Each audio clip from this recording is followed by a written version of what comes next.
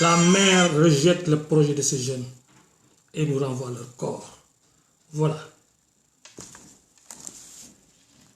Donc, ces jeunes qui disent que Barsac ou Barsac, c'est l'autre monde, n'est-ce pas? Mourir, la mort ou l'Europe.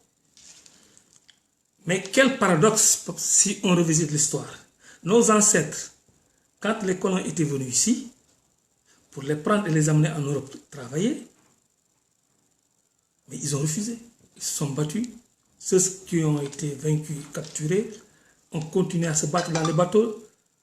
Ceux qui n'ont pas pu échapper et même se jeter dans la mer, se suicider, à leur arrivée, ont continué à se battre sur le terrain de leur lieu de déportation.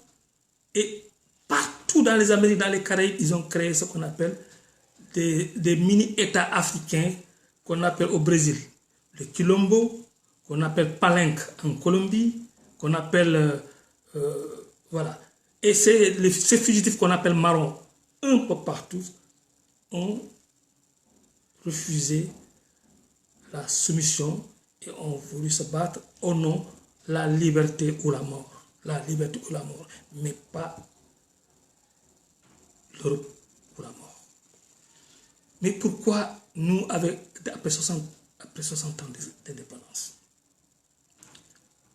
les Africains ont transmis leur souveraineté à des dirigeants, espérant que ces dirigeants auront la capacité et l'intelligence et des connaissances scientifiques pour régler leurs problèmes au-delà de leur espérance et les libérer d'une exploitation séculaire, d'une domination extrêmement pénible et longue.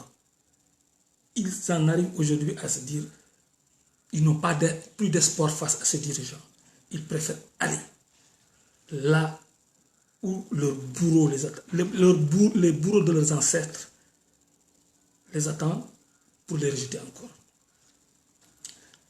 Alors, comment analyser cette question? Dans les réseaux sociaux, on a été interpellés, nous les sociologues. Il y a eu Alassane Samba Diallo qui, n'est-ce pas, a convoqué, sollicité l'intervention des sociologues.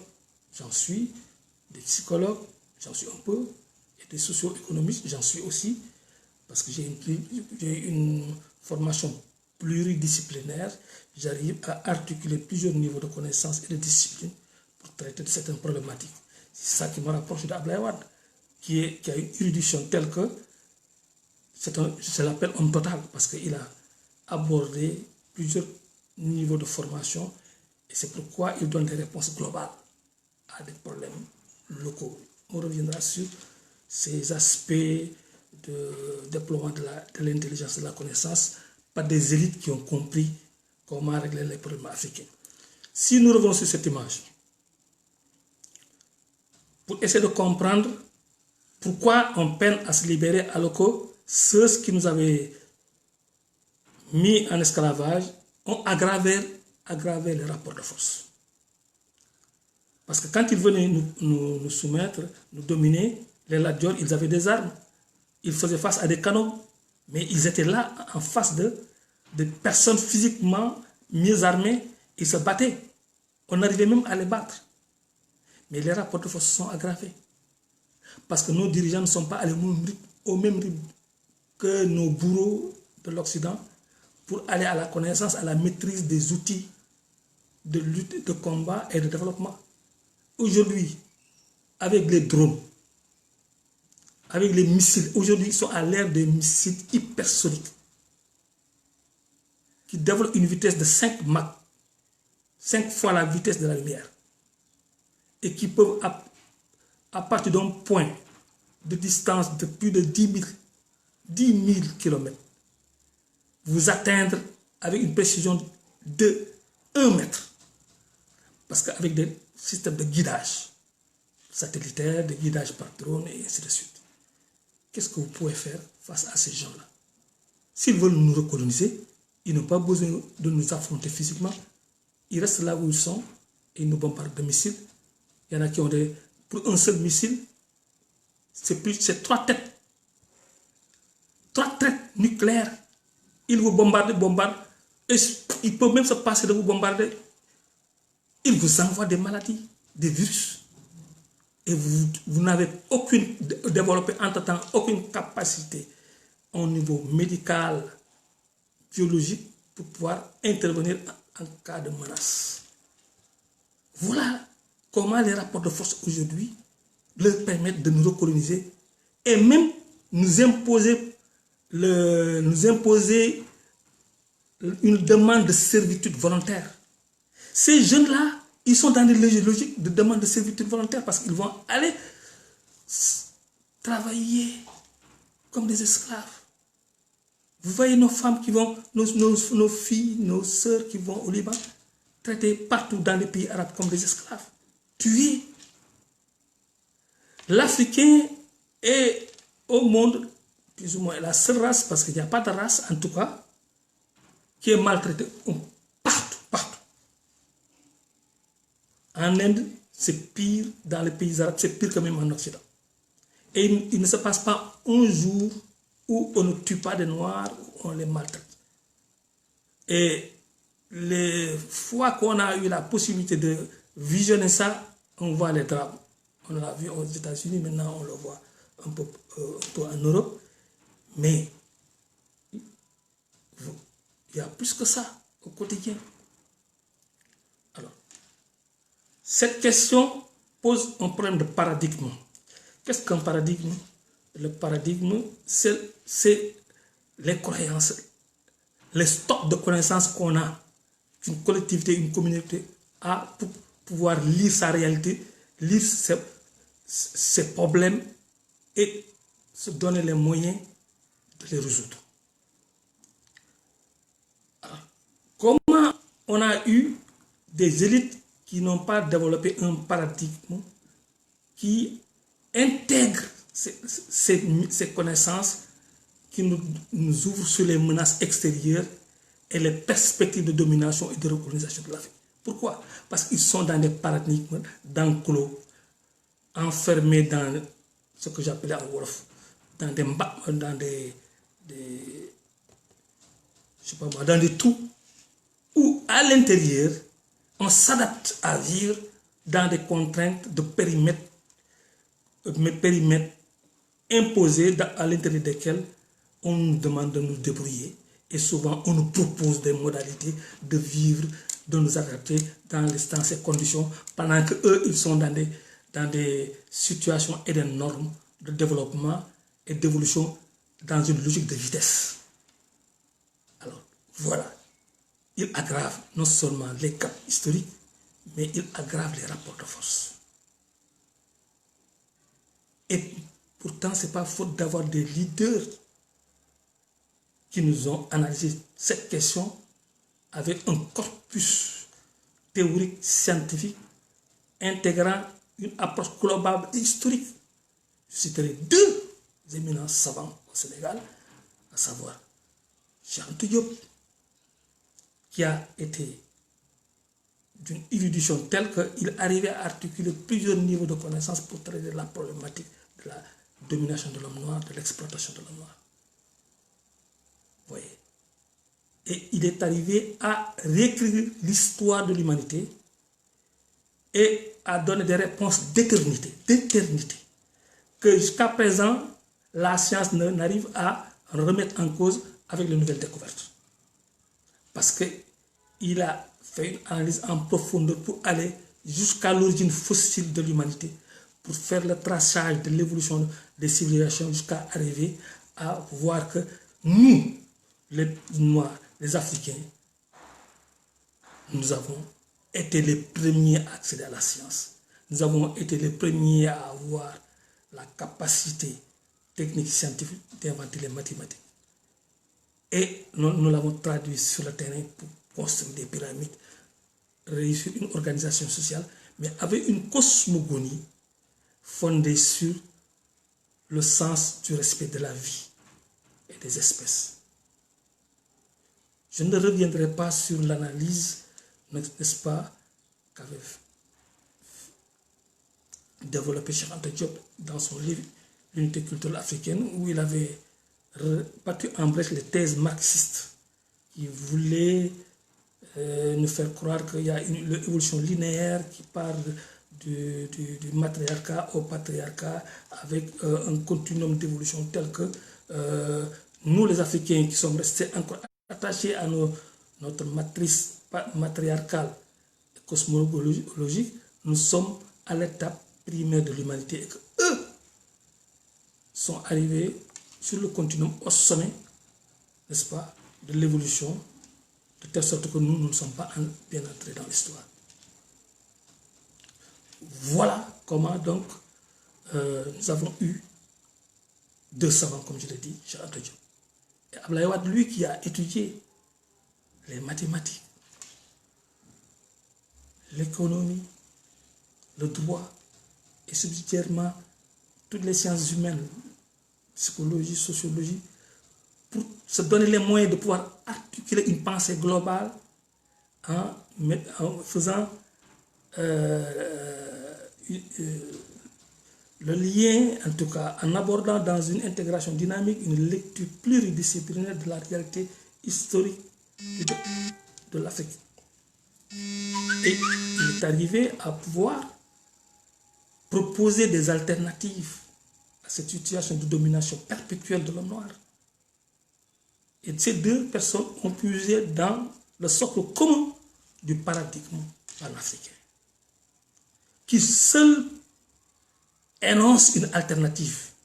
Alors que nous, nos dirigeants, sont dans des débats d'alternance à l'intérieur d'enclos, et de sorte que la pensée est limitée au quotidien à des stratégies d'adaptation et ne peuvent pas explorer les futurs possibles et les horizons lointains de l'évolution de l'espèce humaine pour trouver une solution globale à l'élimination de la barbarie qui se perpétue depuis que l'Occident, avec sa philosophie prométhéenne, de domination de la nature et des hommes, ont hiérarchisé les êtres humains en races inférieures et supérieures. Ils nous ont placés au bas de l'échelle.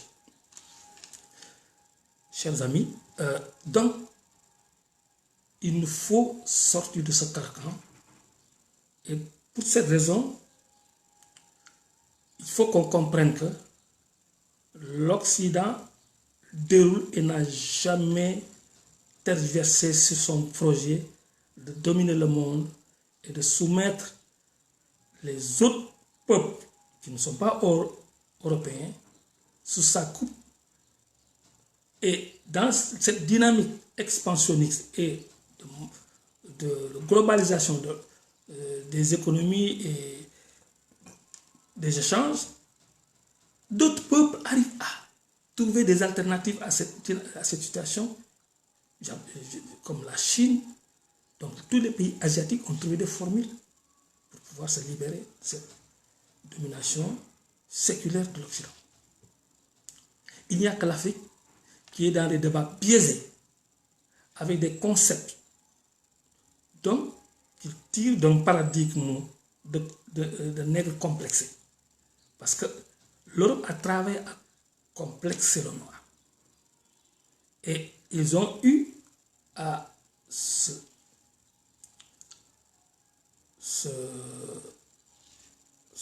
donner l'assistance de leurs élites qui ont pensé, comme Cheikh Anta Diop l'a dit, les stratégies de domination et d'exploitation des peuples.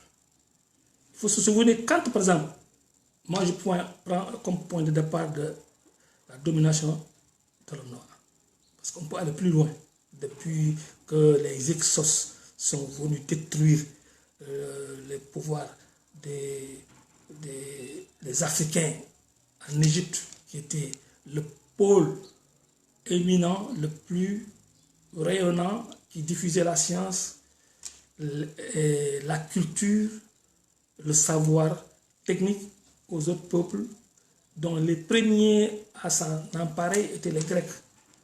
Les Grecs venaient faire leur enseignement en Égypte, comme nous le faisons aujourd'hui par rapport à la métropole. C'est là où on trouve que c'est les foyers de diffusion des connaissances scientifiques. Voilà. Nous avons pris cette direction alors qu'ils avaient pris la direction Europe-Afrique. Nous prenons la direction Afrique-Europe. Alors, comment maintenant régler cette question? Mais qui suis-je pour pouvoir prétendre donner une réponse? Bon, moi, j'apporte ma part de réflexion et de proposition. Étant donné que, quand même, je suis sociologue et qu'il s'agit de traiter d'un fait social et que les sociologues sont les tenants d'une discipline qui ont la faculté de régler ce genre de questions, d'analyser les faits sociaux et de retrouver des réponses. Mais cet aspect, cette question-là, dramatique de l'immigration clandestine, dépasse une lecture sociologique et intègre une lecture historique, économique, psychologique et autres. C'est pourquoi nous trouvons dans le paradigme africain que les réponses au destin africain se trouvent dans le cadre conceptuel qui met au cœur des instruments de lecture la conscience historique. Parce que la conscience historique, comme l'a développé Cheikh Anta Diop, c'est quoi? C'est prendre conscience de l'histoire, de la formation de l'histoire de l'humanité, de son cheminement historiographique, qui montre comment les nègres ont été les premiers, sans avoir appris d'aucune autre civilisation, à accéder à la science, alors que les autres peuples, le capital scientifique dont ils disposent aussi pour se développer, ils l'ont pris sur le stock de connaissances du capital humain que l'humanité a produit à partir des nègres. Donc ils ont appris chez les autres, alors que nous n'avons appris au niveau de personne. Parce que lorsque nous approprions la science et la technique, il n'y avait rien, il n'y avait que nous sur Terre. Et qu'est-ce qui nous a permis de pouvoir accéder à la science et aux mathématiques? La réponse, c'est qu'on avait une ontologie, une manière d'être qui rend facile l'appropriation des lois de la nature. Parce que les Africains, depuis l'époque de nos ancêtres égyptiens, avaient fondé leur organisation autour de la femme. C'est-à-dire que l'agent qui produit la vie et qui organise sa reproduction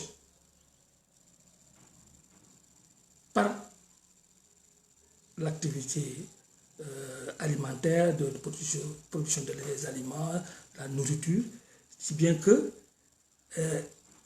nous avons été les premiers agriculteurs du monde, que c'est les femmes qui ont inventé l'agriculture, et étant donné que c'est elles, les femmes, qui produisaient la vie et qui l'entretenaient, qui nourrissaient la vie, ils avaient un culte du respect de la vie humaine et de la vie des espèces. C'est pourquoi nous étions un peuple accueillant. Toute notre histoire est jalonnée de faits et de récits montrant que les Africains, lorsqu'ils étaient dans leur espace et ne bougeaient pas parce qu'ils n'étaient pas comme les nomades qui sont dans la zone indo-européenne des nomades et qui ne produisaient rien parce qu'ils se déplaçaient, la nature n'était pas favorable à une vie sédentaire. Ils ont développé un mode de vie qui est la prédation, qui est fondée sur la prédation et la guerre. Ils ont développé une compétence distinctive dans l'art de la guerre et de l'exploitation de l'homme. Et lorsque ces peuples ont rencontré les nôtres les ont reçus, mais eux, leur intention était de nous détruire et de s'approprier de nos richesses et de nos connaissances. C'est ça que l'histoire nous dit, et c'est ça que Cheikh Anta Diop a révélé donc, à travers tous ses écrits. Mais comment sortir de cela? Mais c'est impossible avec les discours que nous tiennent nos dirigeants actuels, qui sont des discours qui sont des prêts à portée intellectuelle. Parce que les derniers discours, le corps conceptuel qu'on nous a vendu ici au Sénégal, dans les dernières 2 décennies, ont porté sur des discours d'entrepreneurs moraux. Et je reviendrai sur la caractérisation du système et sa mutation et de son évolution depuis les indépendances.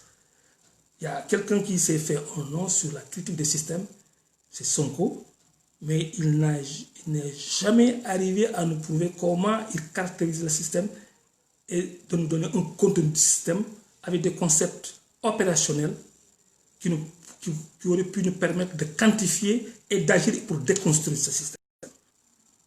Alors, il utilise la critique du système comme les gens avaient utilisé la critique du régime d'Abdoulaye Wade avec les concepts de vertu civique, où on nous a vendu l'angélisme civique et même la bonne gouvernance vertueuse, et pour justifier, n'est-ce pas, la reproduction du système, son renouvellement avec des élites à qui l'Occident prête, n'est-ce pas, des paradigmes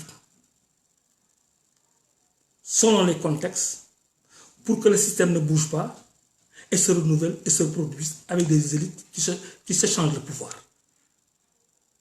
Parce que de 1960 à nos jours, moi dans mes études sociologiques, j'ai décrit le système comme reposant sur 4 types d'élites qui ont eu à se passer le pouvoir pour servir, n'est-ce pas, la domination de l'Occident. Les marxistes, dans les années 60, avaient sorti le concept de la bourgeoisie politico-bureaucratique. C'est un concept tiré directement du paradigme marxien. Paradigme marxien qui, quand même, avait une cohérence et avait une pertinence à l'époque où, justement, la révolution soviétique, bolchevique aidant, il y a eu énormément de transformations dans les pays qui ont pris, n'est-ce pas, l'idéologie communiste, socialiste, pour sortir du joug de l'impérialisme occidental. Aujourd'hui même, la Chine s'est développée à partir de ce paradigme. Mais chez nous, les représentants de ce courant marxien qui ont pris ce paradigme avaient fait une analyse extrêmement pertinente du système de l'époque d'alors, et pour montrer comment il fonctionnait et comment il reposait sur les auxiliaires du néocolonialisme qui était la bourgeoisie politico-bureaucratique. Moi, je dirais qu'avant même l'avènement de ce système, avec ce paradigme-là, il faut se rappeler que l'Occident avait déjà, à l'époque de la colonisation, préparé savamment une élite qui devait la suppléer dans la gestion de ces colonies, de ces, n'est-ce pas, enclos. À l'époque, beaucoup de gens se souviennent qu'on avait créé l'école des otages, des fils de chefs. Quel était l'objet de cette école? C'était d'affaiblir les héros, les résistants africains, en prenant leurs fils comme otages et en formatant les cerveaux du fils de ces résistants pour en faire des parricidiens. C'est des gens qui vont aller tuer les projets de résistance de leur père. Il faut se rappeler le cas de Djaoulé, le fils de Samouri, que les Blancs avaient pris, les Européens avaient pris, amené en France pour le formater et qui est revenu remettre en cause la résistance de son père. Jusqu'à ce que son père se résout à le mettre en prison et à le condamner à mort. Il y a Sidia Léon Diop, la fille de Ndate Yalla, qui a subi le même sort que les Européens avaient pris, les Français, amener en France, lui faire un lavage de cerveau pour le ramener, pour remettre en cause la résistance de sa propre mère et des autorités traditionnelles du Wallo. Il avait même été baptisé Léon. Et il était venu contredire et il a reçu de sa communauté une désapprobation telle qu'il a renoncé et à se rallier à la lutte de la résistance africaine dans le Wallo et a même s'est tressé les cheveux pour mieux coller à l'image des Tchèdos héros de la résistance africaine. Alors, il y a Mbahan ici, le fils de Dior, Mbahan Abdou Kafor, que Cheikh Ahmadou Bamba avait finalement baptisé Abdou Kafor. Mbahan Diop, fils de la Dior, a été amené aussi en France. Lavage de cerveau, on la ramène, on le nomme chef de canton pour qu'il gère à Diourbel la communauté mouride pour essayer d'affaiblir Cheikh Ahmadou Bamba. Il a même cherché à arrêter Cheikh Ahmadou Bamba sur ordre de ses maîtres colons.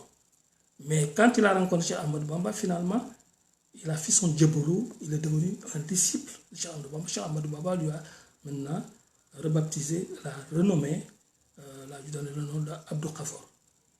Voilà la première opération de vassalisation et de contrôle des consciences et des mémoires des Africains pour les détacher de l'histoire et les rendre extrêmement complexés par rapport à la suprématie militaire de l'Europe pour qu'ils servent d'auxiliaire à la domination coloniale.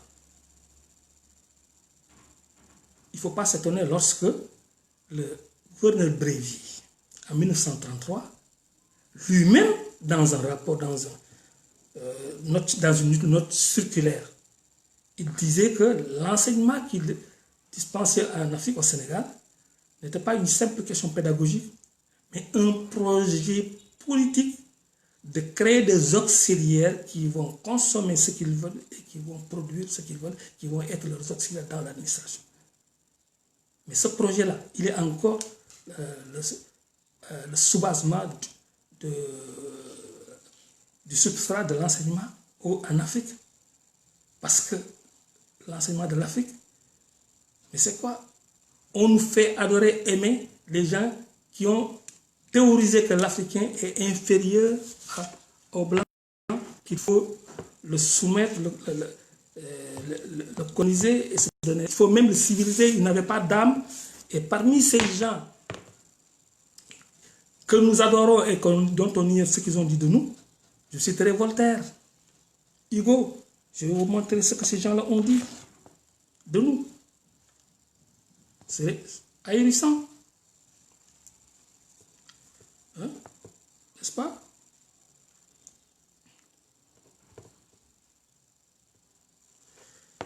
Vous savez ce que Voltaire avait dit de nous?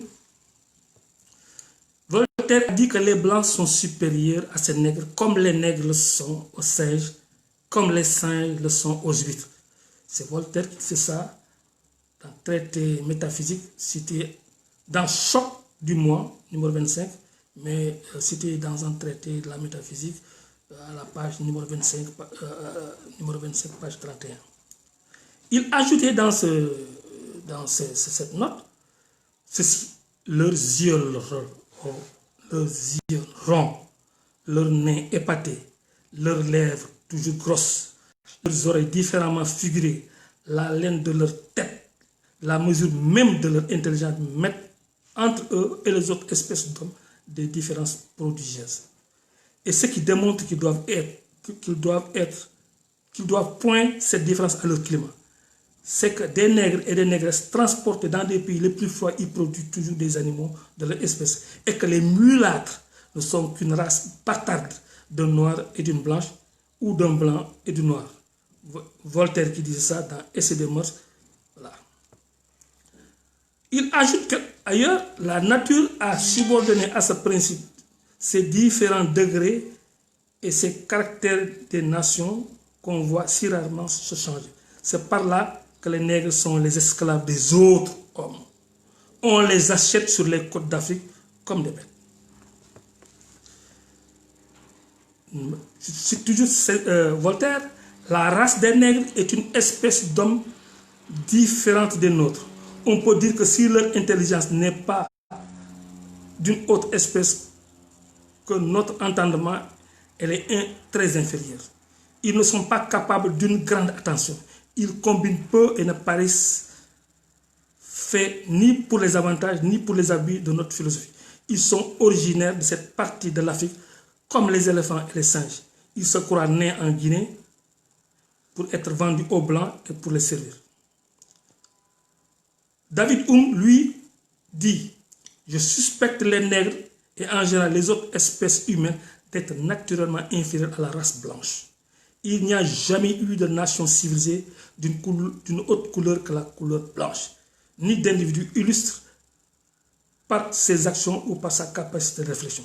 Il n'y a chez eux ni engin manufacturé, ni art, ni science. Sans faire mention de nos colonies, il y a des nègres esclaves dispersés à travers l'Europe. On n'a jamais découvert chez eux le moindre signe d'intelligence. Ça, c'est David Hume qui dit ça, le 17. Bon, voilà. Mais le plus grave, c'est Emmanuel Kant. Là, je fais un coucou aux philosophes qui nous parlent très souvent de Kant.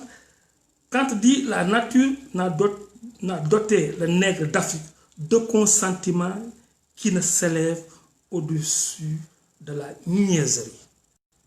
Les noirs sont si bavards qu'il faut les séparer et les disperser à coups de bâton. Voilà. Montesquieu, on ne peut se mettre dans l'idée que Dieu, qui est un être sage, ait mis une âme, surtout une âme bonne, dans un corps tout noir. Il est impossible que nous supposions que ces gens-là soient des hommes. On commencerait à croire que nous ne sommes pas nous-mêmes chrétiens. Ça, c'est Montesquieu qui le dit dans l'Esprit des lois en 1748. Hegel, qui a beaucoup inspiré donc, Sarkozy, dans son discours ici à Dakar, les Africains, en revanche, ne sont pas encore parvenus à cette reconnaissance de l'universel. Leur nature est le repliement en soi. Ce que nous appelons religion, état, réalité, existant en soi et pour soi, valable absolument, tout cela n'existe pas encore pour eux. Les abondantes relations des missionnaires mettent ce fait hors de doute. Ce qui caractérise en effet les nègres, c'est précisément que leur conscience n'est pas parvenue à la contemplation d'une objectivité solide, comme par exemple Dieu, la loi à laquelle puisse adhérer la volonté de l'homme et par laquelle il puisse parvenir à l'intuition de sa propre essence et de continuer en disant que l'Afrique est un monde en historique, non développé. Donc l'Afrique n'est pas rentrée dans l'histoire. Donc non développé, entièrement prisonnier de l'esprit naturel et dont la place se trouve encore au seuil de l'histoire de l'universel. Ça, Hegel l'a dit dans La raison dans l'histoire, Paris, Plomb, 1965. Je crois que je ne vais pas tout citer. Ernest Renan est allé dans le même sens, Thomas Jefferson, Lincoln des États-Unis, etc. Linné, Charles Lyell, Herbert Spencer, voilà. Mais je vais m'arrêter, il y a Arthur Jensen, Stokely. Écoutez, Jules Ferry, par exemple, qui a une rue qui l'honore ici, chez nous, dans le débat parlementaire du 28 juillet 1885, il disait à l'Assemblée nationale, il faut parler plus haut et plus vrai. Il faut dire ouvertement que les races supérieures ont un droit vis-à-vis des races inférieures. Je répète qu'il y a pour les races supérieures un droit parce qu'il y a un devoir pour elles. Elles ont le devoir de civiliser les races inférieures. Jules Ferry. Qui de mot passant. En Afrique, les filles foisonnent, mais elles sont toutes aussi malfaisantes et pourries que le liquide fangeux des puits sahariens. Guy de Montfaucon. Teilhard de Chardin, Senghor a beaucoup parlé de lui comme référence. Voilà ce qu'il dit.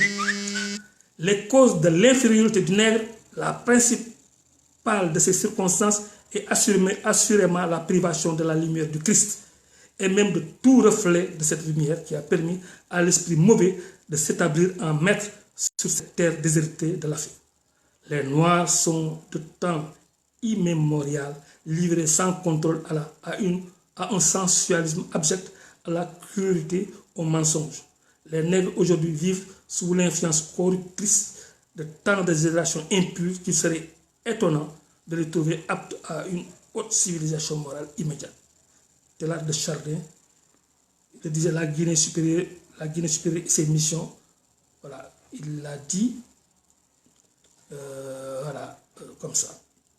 Gobineau, écoute, Gobineau, tout le monde sait ce qu'il a dit.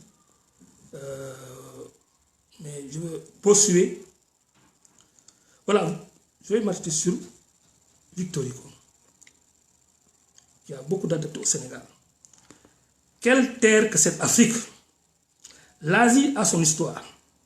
L'Australie elle-même a son histoire, qui date du commencement dans la mémoire humaine. L'Afrique n'a pas d'histoire. Victor Hugo l'a dit dans Discours le 18 mai 1879.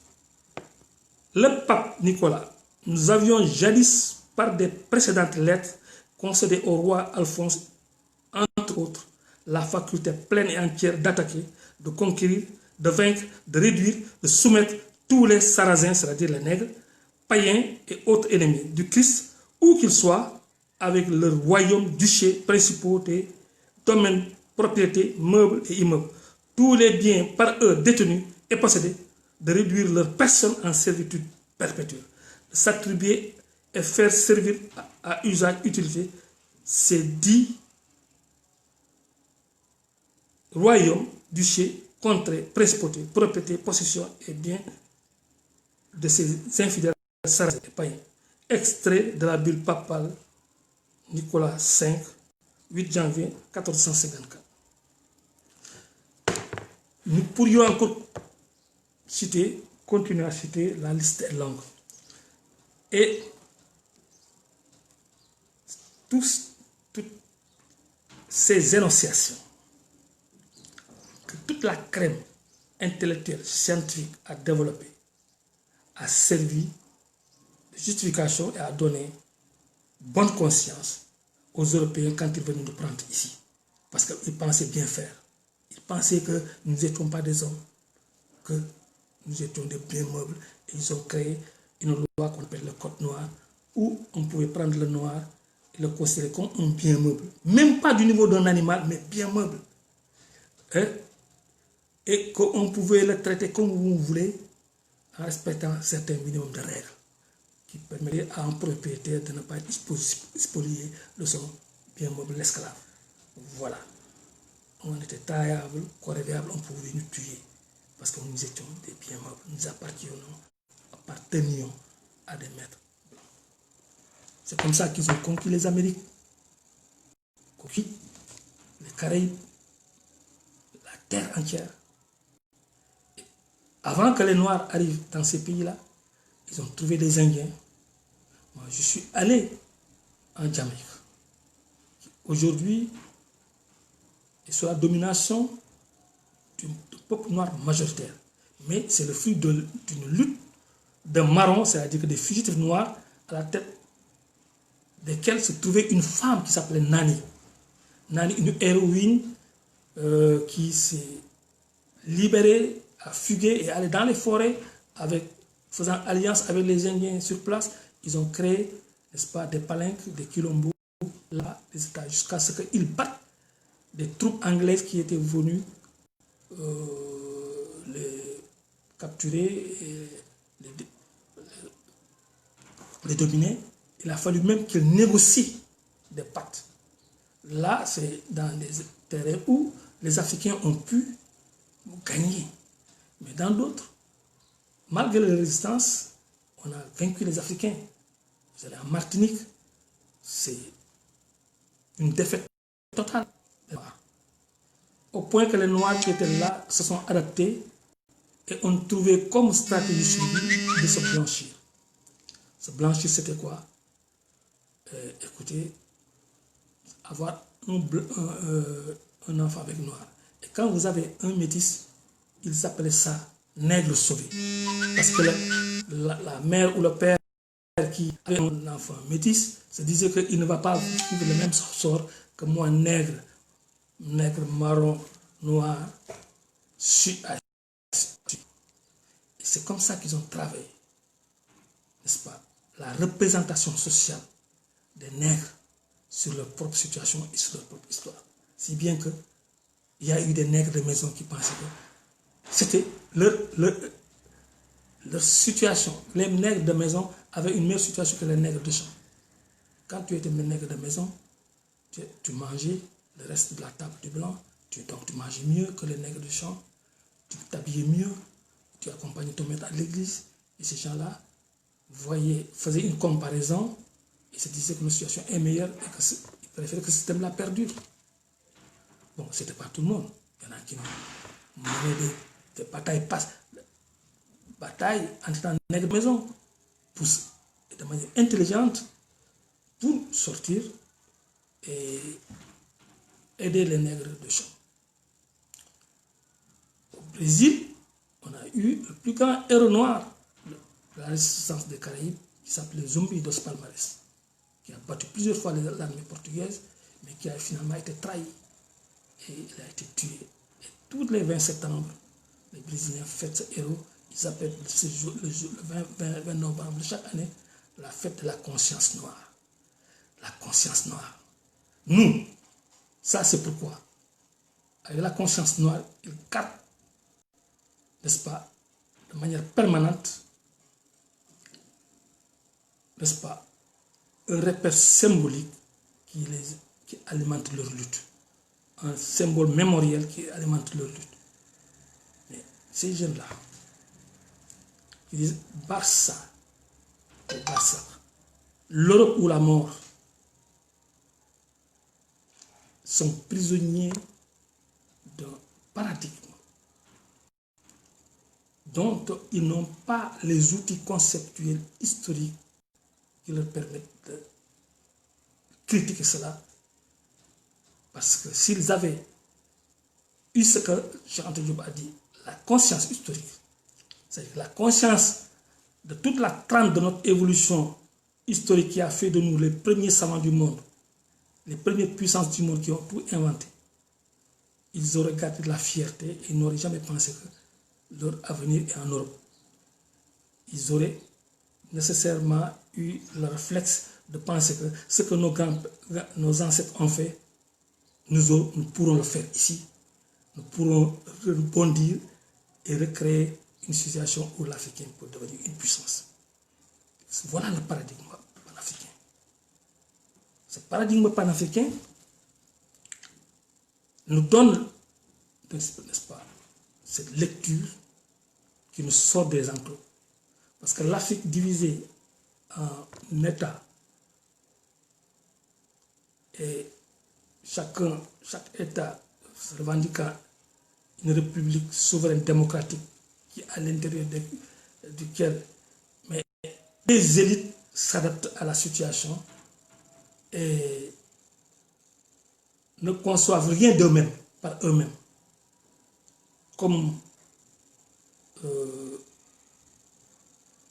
outil de réflexion intellectuelle pour penser et avoir la connaissance que leur devenir est menacé, leur avenir est menacé et qu'il n'y a aucune perspective possible dans le système des enclos, l'adaptation dans ces enclos, de pouvoir, n'est-ce pas, savoir que les autres avancent, les autres sont libérés et sont respectés et ne souffrent pas comme les Africains. Alors, je vais maintenant passer de l'étape, de la période, parce que j'ai évoqué deux séquences historiques. La première séquence où l'Europe a essayé de créer des auxiliaires directement en étant sur place, avec l'école des otages, en formant des chefs de canton au niveau, en puisant sur le stock des fils de chefs des résistants, ils ont retourné contre leurs propres parents.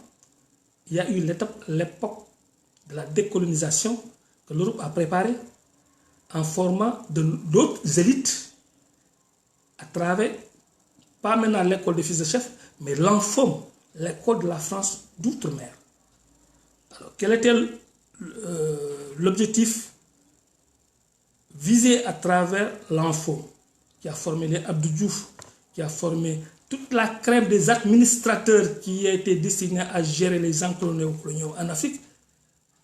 Alors, c'est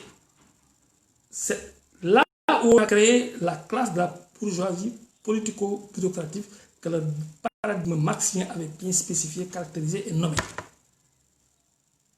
Ces gens-là, on leur a vendu un système économique qui était celui qui pouvait servir, n'est-ce pas, la domination et l'exploitation des colonies. Ce système économique était fondé sur l'idée que il faut que chaque pays africain se spécialise sur une matière, c'est ce qu'on appelle l'avantage comparatif, pour tirer de sa spécialisation sur une matière, tirer des recettes d'exploitation qui peuvent financer le développement. Si bien que les économies de ces pays-là, pré-capitalistes, qui n'avaient pas d'entrepreneurs qui pouvaient évoluer, même ces entrepreneurs, s'ils faisaient un parti qu'ils voulaient émerger, on avait mis sur eux une bourgeoisie étrangère, les Libano-Syriens, qui devaient collaborer et étouffer l'émergence d'une bourgeoisie nationale.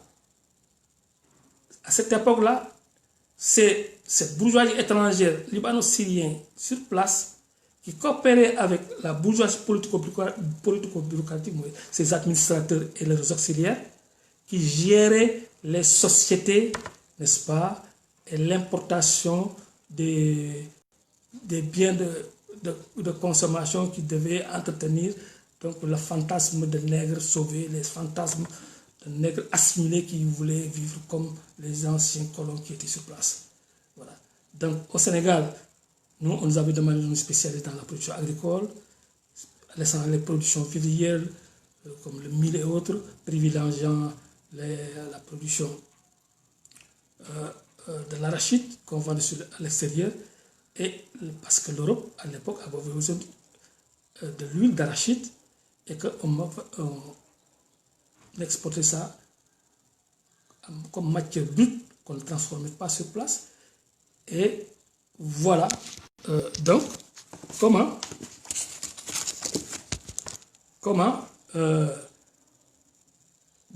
avec l'évolution de ce système qui n'était pas pertinent, qui ne pouvait pas promouvoir le développement, mais plutôt le déficit budgétaire, la dépendance économique, parce que les prix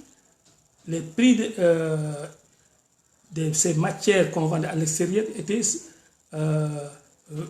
fixés par ces mêmes Européens qui nous avaient obligés d'aborder un modèle économique qui était le modèle de l'emparage du système d'avantage comparatif. Ce modèle-là a ruiné les économies africaines, et c'est depuis Senghor jusqu'à Abdou Diouf dans les années 79-80 où, avec la chute du prix de l'arachide, Senghor s'est beaucoup lamenté, on a fini par prendre un agent de l'ENFOM qu'on nous a imposé, Abdou Diouf, qui a géré, n'est-ce pas, l'ajustement structurel, et sur presque une décennie, on ne pouvait plus financer la création d'écoles par le budget de l'État, la santé, et on avait licencié, diminué le personnel, les fonctionnaires, etc., pour pouvoir dégager un surplus économique qui permet de payer les dettes et les intérêts de la dette.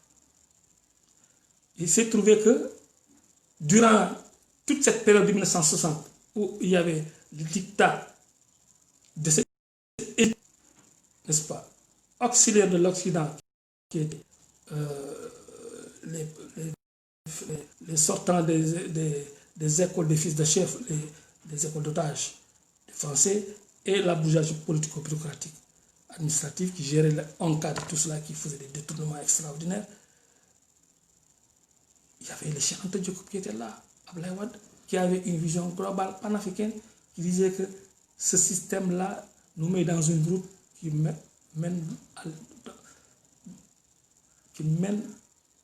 dans une impasse. Et à l'époque, Cheikh Anta Diop s'est battu et avait déjà développé les théories de l'historiographie africaine où on pouvait alimenter nos connaissances, n'est-ce pas, qui nous donnent des ressources intellectuelles, nous rendant capables d'inventer un système de régulation dynamique.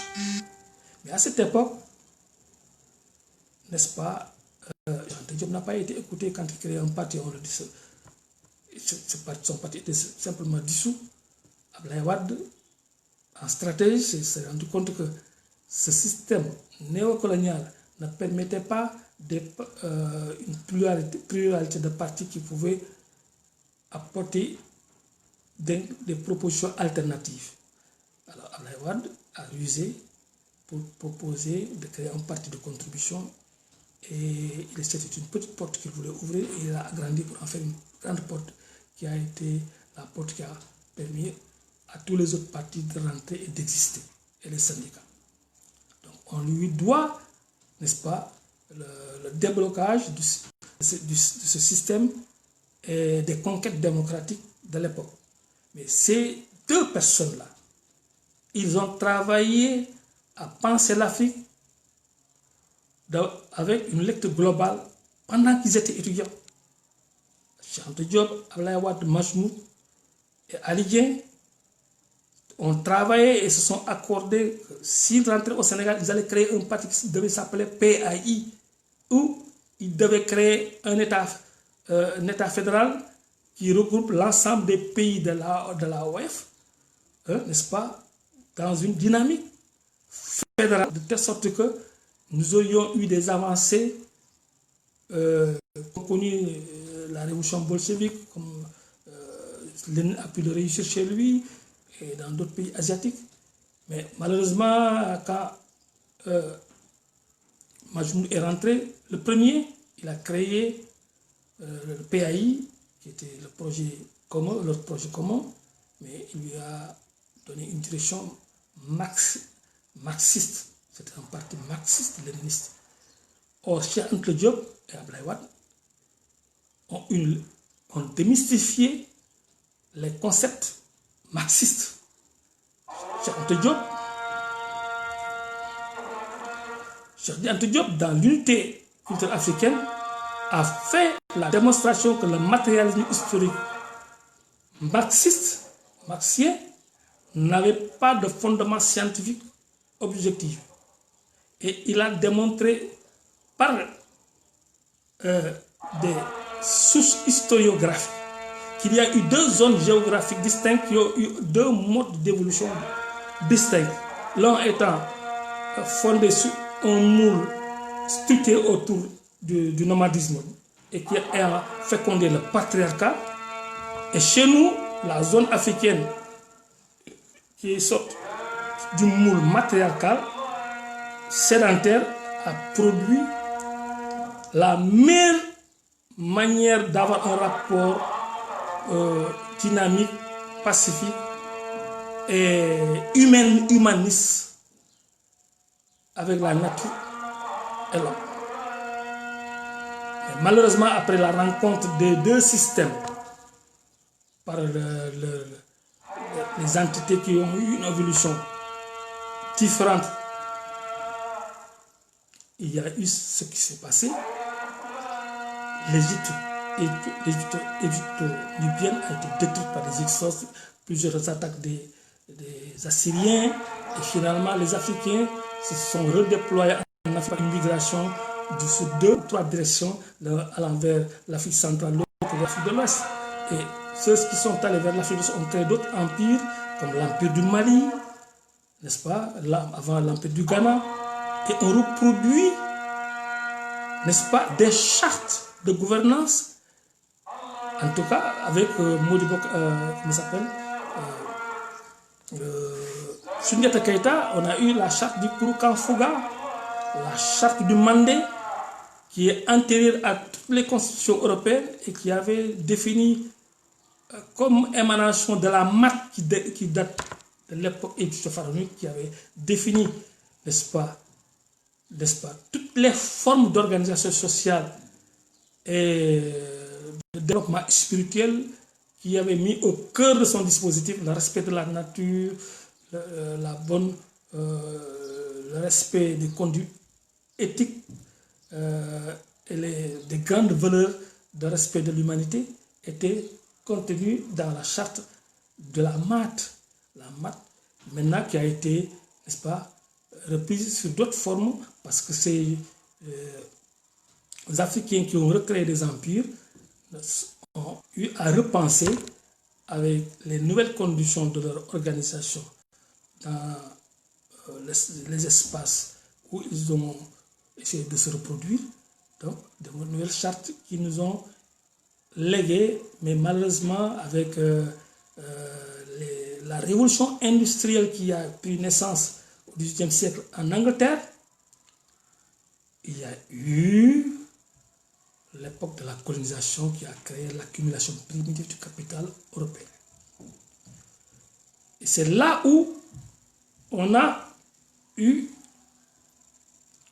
un autre paradigme qu'on nous a vendu ici en Afrique, qui génère, n'est-ce pas, l'acceptation de ce système d'avantages comparatifs et qui nous met toujours sous la coupe de l'économie occidentale, qui a ruiné les économies africaines et qui générait l'endettement. Et finalement, au finish, il y a eu l'arrivée des dirigeants panafricains comme les Julius Nyerere, les Kwame Nkrumah, les Sékou Touré, et avec des disciples comme Abdoulaye Wade qui sont arrivés au pouvoir, qui ont fait des tentatives d'État fédéral. État fédéral. Parce que maintenir le statu quo des États balkanisés, c'est servir la cause du projet de division des Africains qu'a voulu créer depuis la conférence de Berlin, les Européens, pour se dépecer l'Afrique. Et tant qu'on se maintient dans ces dispositifs, nous n'avons qu'à l'adaptation. L'adaptation, c'est-à-dire essayer de survivre dans ce système, mais sans alternative. Voilà. Qu'est-ce qu'on nous vend? L'alternance à l'intérieur, mais pas l'alternative. Mais l'alternance est une étape utile. On s'est battu pour qu'il y ait l'alternance, mais on ne doit pas nous enfermer dans des logiques d'alternance. Il faut ouvrir la perspective à l'alternative africaine qui seule peut libérer l'homme noir, parce qu'il va lui donner une ouverture sur lui-même. Qu'est-ce que l'Africain? Qu'est-ce qu'il a en sa possession? Est-ce que l'Africain est inférieur à l'homme blanc? Non.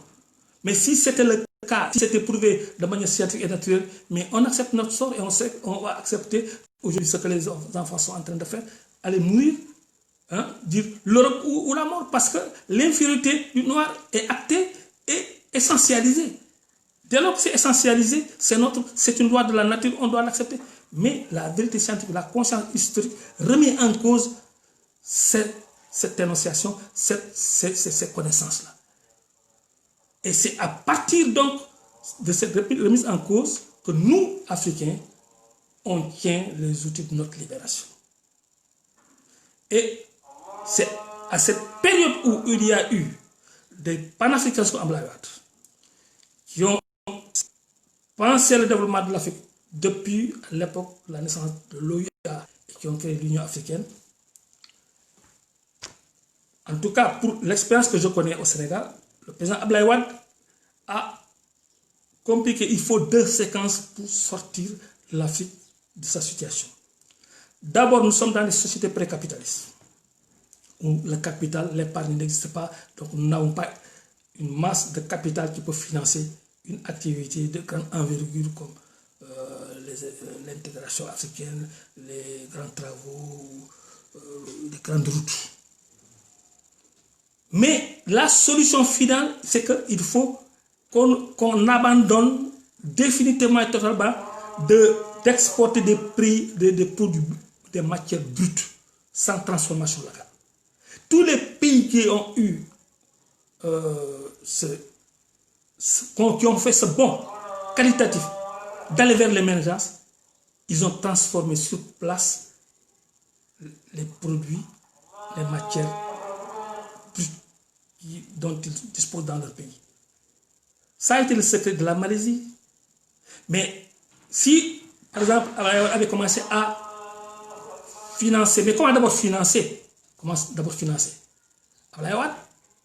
Et les pays asiatiques, comme ils le donnent la leçon et le prouvent, c'est que n'ayant pas d'épargne, n'ayant pas de capital, n'ayant pas fait donc d'accumulation primitive, comment il faut financer, n'est-ce pas, l'industrialisation?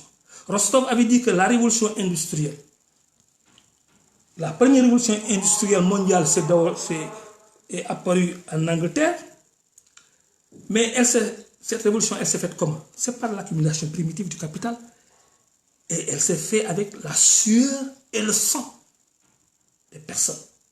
L'esclavage, l'exploitation des enfants, la dépossession des terres, des paysans, pour créer un capital qui a financé l'industrialisation.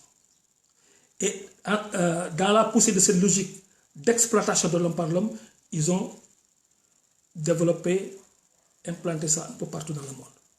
Mais cette forme d'accumulation primitive du capital, étant inhumaine et se vendant par le prix du sang et de la sueur, ne peut pas être répliquée puisque nous n'avons pas cette philosophie, nous n'avons pas ces genres de valeurs. Mais comment? Mais étant donné qu'il faut de manière inévitable, parce que c'est une loi, passer par l'accumulation primitive du capital, qu'est-ce qu'il faut faire?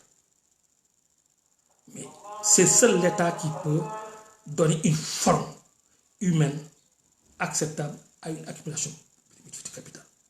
C'est ce que les pays asiatiques et les pays de l'Est ont fait après la chute de l'Union soviétique. Il n'y avait pas d'entrepreneurs, ils n'avaient plus perdu l'existence d'entrepreneurs locaux, mais l'État finançait, donnait des marchés publics à des personnes, il enrichissait des personnes pour créer des capitaines d'industrie. Mais l'Europe a eu peur que nous, on enfourche le cheval de l'accumulation primitive par, n'est-ce pas, la formation de capitaines d'industrie locales. Hein? Et on a critiqué Abdoulaye Wade, on a critiqué alors qu'en Europe, Poutine, c'est ce qu'il a fait, les Chinois, ce qu'ils ont fait, il y a tellement de milliardaires en Chine, alors que c'est un pays dirigé par un parti communiste, mais ils ont développé l'accumulation primitive du capital par les moyens de financer par les marchés publics des oligarques. Ces oligarques sont devenus les moyens d'impulsion de la formation des entrepreneurs qui devaient suivre un parcours et être accompagnés par l'État. J'ai écrit un article développant cette idée il y a quelques années et j'ai eu le plaisir d'avoir une bonne réaction de Baratal, qui était un adversaire d'Abdoulaye Wade. Mais comme moi je suis disciple d'Abdoulaye Wade, quand j'ai développé ça, il était d'accord. Et il avait reconnu cette démarche scientifique comme une démarche pertinente et valable. Alors, mais pour financer l'industrialisation en transformant les produits sur place des matières premières, il faut le faire devancer par l'existence d'infrastructures qui peut permettre que si vous abordez la séquence de la production industrielle, que vous puissiez avoir des pistes où il y a la mobilité des personnes, où on peut écouler, avoir un marché intérieur. Parce que les pays africains, tels qu'ils existaient et fonctionnaient, n'avaient pas des échanges intra-économiques entre les pays africains. Ils échangeaient beaucoup plus avec l'Europe qu'entre eux. Alors, c'est seulement avec Abdoulaye Wade qu'on a eu la pratique de l'intégration régionale africaine et qui a eu comme objectif de créer le marché intérieur et de privilégier le marché intérieur, et cela en le renforçant par la création d'infrastructures, n'est-ce pas, d'échanges entre les pays africains. Et il a investi énormément en créant ce qu'il a, en enrichissant des oligarques. Mais l'enrichissement, comme on le dit, par l'accumulation primitive, puisqu'elle ne peut pas être morale, il faut au moins la rendre humaine. La rendre humaine, c'est d'enrichir avec les ressources publiques des entrepreneurs. Parce que dans ce pays, quand on a voulu enrichir des entrepreneurs locaux, on nous a vendu, ici l'Occident nous a vendu à travers les entrepreneurs politiques et les entrepreneurs moraux pour casser les entrepreneurs économiques. Retenez bien la distinction entre ces trois types d'entrepreneurs. Le seul type d'entrepreneur qui a une dimension d'existence fondée sur une loi économique, c'est l'entrepreneur économique. Mais les deux types d'entrepreneurs, c'est des créations artificielles pour parasiter et bloquer l'émergence de l'entrepreneur national. Ce sont les entrepreneurs politiques et les entrepreneurs moraux.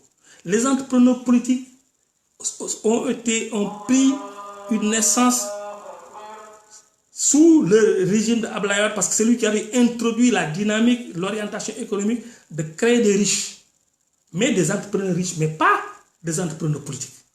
Mais dans son flanc, il y avait ces fils putatifs qui ont voulu s'enrichir et créer le modèle d'entrepreneuriat politique.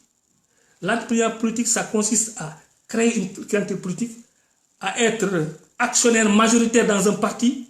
Et pour être actionnaire majoritaire dans un parti, il faut accéder à des ressources publiques. Et accédant à ces ressources publiques, tu achètes des clients qui vont être ton marché électoral. Voilà le système que Sonko n'a pas pu décrire et nommer. Mais en le disant naïvement, il met le flou. Et quand il y a le flou, il y a des loups. Parce que ça peut être un moyen aussi de remettre le système dans sa reproduction et de mettre dans le statu quo. Ça va suivre la même logique de l'opération main propre qu'on a voulu lancer ici avec la gouvernance vertueuse, qui n'était pas l'objectif réel. L'objectif réel, c'était de casser la dynamique de l'accumulation primitive du capital lancée par Abdoulaye Wade et qui ne pouvait pas être appréciée sur une dimension morale. Parce que l'accumulation primitive du capital, comme je l'ai dit, se paye par la sueur et le sang. C'est la leçon historique que la révolution industrielle occidentale avait développée. Et Rostov avait dit que pour faire une révolution, le réussir un peu partout dans le monde, utiliser cette loi, il faut que l'accumulation primitive du capital représente 10% du producteur, du PNB du pays pour que la révolution industrielle se déclenche. Voilà comment il a théorisé, il a généralisé l'expérience de la révolution industrielle en Angleterre. Mais, puisque le monde a évolué et qu'il y a eu des luttes humanistes où on a voulu humaniser les échanges et les rapports humains, mais on a essayé d'utiliser cette loi économique de création du capital qui va financer le développement endogène, mais en imitant un peu d'humanisme. Mais c'est en ce moment-là que l'Occident a alimenté théoriquement des intellectuels, une élite qui a une pensée courte pour nous vendre la vertu civique, pour dire que ouais, la loi de enrichir des gens, il veut s'éterniser au pouvoir. alors que le panafricanisme est pour un leadership de long terme. Parce que le leadership de le court terme est une invention des centres d'études géostratégiques de domination de l'Afrique qui ont voulu nous vendre le leadership de court terme pour que les élites africaines auxiliaires de la colonisation se passent le pouvoir pour se renouveler, pour qu'il n'y ait pas une crise entre eux. Mais qui peut dire que le leadership de long terme de Kadhafi était mauvais? Parce que dans l'histoire de ce pays-là, il n'y a que lui, avec son leadership de long terme, qu'il y a eu le développement en Libye. Qui peut dire que le leadership de long terme de Castro est mauvais? Mais c'est avec Castro que, malgré l'embargo depuis de 60 ans, que Cuba est devenu, a développé une compétence distinctive en matière médicale et arrive même à des pays occidentaux développés. Dans le cadre du Covid, je vais vous parler de l'Italie. Ils sont autosuffisants sur beaucoup de choses parce qu'ils ont développé un leadership de long terme d'un dirigeant qui a une capacité de dérouler des projets structurants sur le long terme. C'est ce qu'il nous faut en Afrique. Bon, mais il faut se battre. Il faut se battre. Quand vous avez un régime qui est dirigé par des élites auxiliaires de la néocolonisation, il ne faut pas qu'il utilise l'avantage de leadership de long terme. Il faut le combattre. Il faut demander au peuple de ne pas accepter qu'ils prennent l'avantage de leadership de long terme. Quand Abdoulaye Wade a voulu prolonger son mandat de 3 ans, c'était pour consolider, et sur la base d'un leadership de long terme panafricain, aller à l'étape de l'industrialisation. Parce qu'il a déjà développé, achevé la phase préalable de mise en place des infrastructures routières, ponts qui permettaient la mobilité et l'échange et l'intégration interrégionale. Qu'est-ce qui restait? C'est la capacité de transformation industrielle. Et il avait lancé l'idée de créer une sidérurgie qui allait transformer le fer sur place. Et cette transformation, vous savez, quand vous créez des infrastructures ou bien vous financez l'industrialisation, vous créez dans la process même la demande de formation de personnel qualifié qui va générer l'investissement sur les connaissances scientifiques. C'est ça qui était normalement la voie à prendre. Mais quand vous vous mettez dans des logiques de servir un modèle qui privilégie l'avantage comparatif et qui ne transforme rien sur place, mais il n'y a pas une demande dans l'activité économique, un besoin de formation technique scientifique sur la filière. Parce qu'il n'y a pas de filière de transformation. Mais qu'est-ce qu'on a formé ici? C'est des littéraires, c'est des poètes. Mais on a privilégié même des gens parce qu'ils avaient la belle diction, on nous a amené Joseph Zobel pour qu'il nous apprenne à bien rouler le R ici. Et ici, quand il suffisait de parler bien le français, on dit que, mais voilà, c'est ça qui doit être le bon dirigeant parce qu'il ressemble aux Blancs, il parle comme les Blancs. Voilà. Donc, pour revenir, je suis allé peut-être très loin par rapport au point de départ qui était de montrer comment l'immigration clandestine est une construction, est une défaite de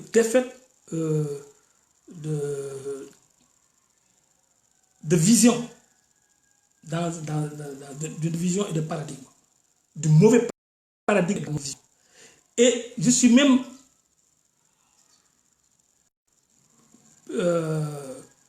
enclin à penser que ces élites-là qui se sont passées la main et qui ont eu à faire les mutations en enfourchant des concepts, des cadres conceptuels qu'on nous a prêtés pour nous maintenir dans l'enclos, que ces idées-là, ces gens-là avaient la bonne intention de développer le pays, d'aider la jeunesse.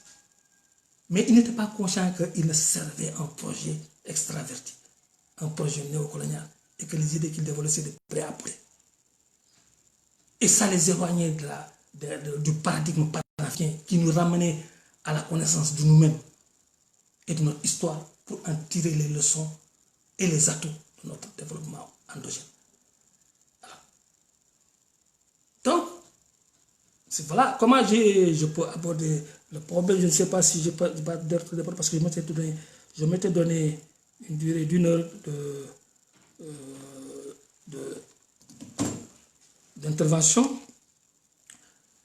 J'ai un problème, moi, dans mon écran que je vois là, l'image est inversée. Donc, tout ce qui est écrit là, je ne peux pas lire parce que c'est inversé. Donc, je n'arrive pas à répondre. Je ne sais pas comment vous avez réagi. Donc, je suis tellement curieux de savoir comment vous avez réagi que je voudrais peut-être arrêter et peut-être reprendre le live la semaine prochaine. Prendre le temps de rectifier sur le plan technique comment mieux utiliser l'appareil que j'ai parce que cet appareil-là n'est pas le mien. Parce que mon iPad là n'est pas encore à ma possession. Alors, merci mes amis. Je ne sais pas si j'ai pu répondre à vos attentes, mais j'ai senti la nécessité et le besoin d'aborder une problématique difficile. Je savais que ça allait être difficile parce que comment expliquer un problème aussi complexe qui a duré des siècles et que l'intelligence africaine historique n'arrive pas à régler. Comment moi, bon, ignorant que je suis, seulement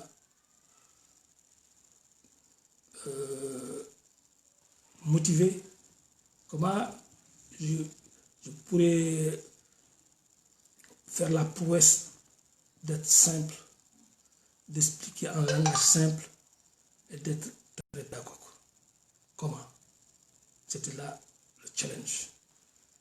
Est-ce que j'ai pu le relever? C'est à vous de le dire. Et c'est sur ces mots que je vous quitte. Je vous dis merci.